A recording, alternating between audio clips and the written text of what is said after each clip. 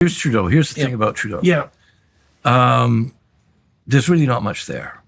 I hate to be uncharitable. I think it's time to be uncharitable. Okay. Well, there really isn't much there. He's. I think you've been very interested in the phenomenon of narcissism. There you go. Well, the world is a vanity mirror, and you have to remember when he came along, it sort of parallels the rise of Trump in the United States, right? When he was first elected, just a few months from the election of Donald Trump, and Donald Trump, said all these scary things about Muslims, and then Justin Trudeau, tweets, well, everybody's welcome to Canada. It doesn't matter. You can be a Muslim. We love you. The next thing you know, he's on the front page of the Rolling Stone magazine. He's the toast of, Vogue photo shoots.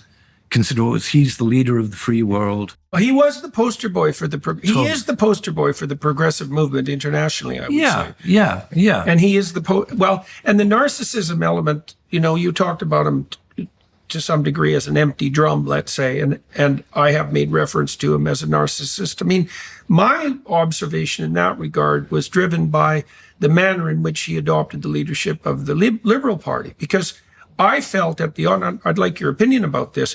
When he emerged, I thought I kind of had two opinions, right? People went to him and made the case that he would be a credible and popular leader of the Liberals, not least because of his name brand recognition. And I can imagine being in that position, let's say, and thinking, okay, this is a risky enterprise because I don't have the CV that would indicate that I'm capable of running a G7 country.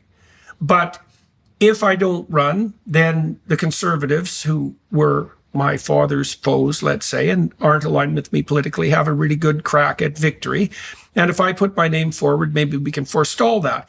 And then maybe I could put my nose to the grindstone and I could surround myself with like high-level experts, and I could learn to play the part if I was open to that kind of learning.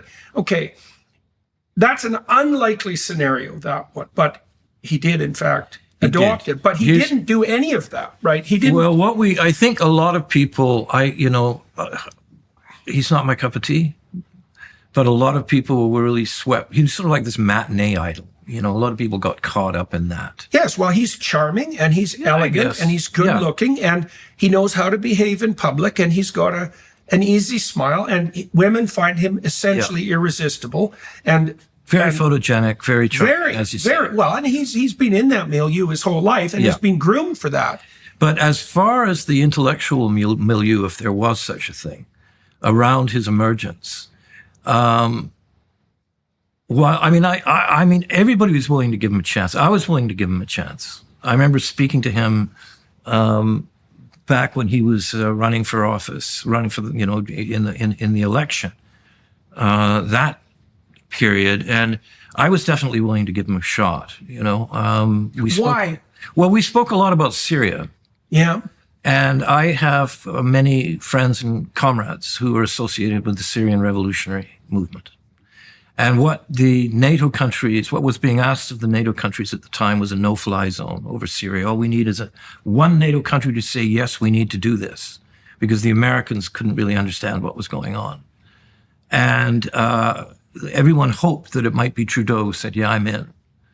And he did give me, and of course there was the whole Syrian refugee issue, and he did try to, he made a lot of political capital out of that. We can come to that in a moment. But to understand who he represents and what he's all about, you have to wind the clock back further.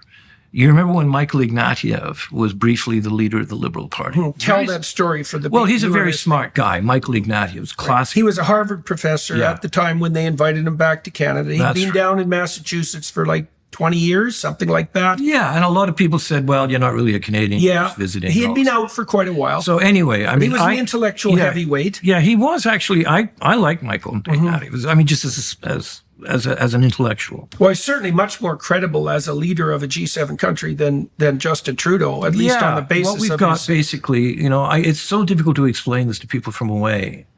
If you can imagine a kind of Oh, I don't know, a TikTok account run by a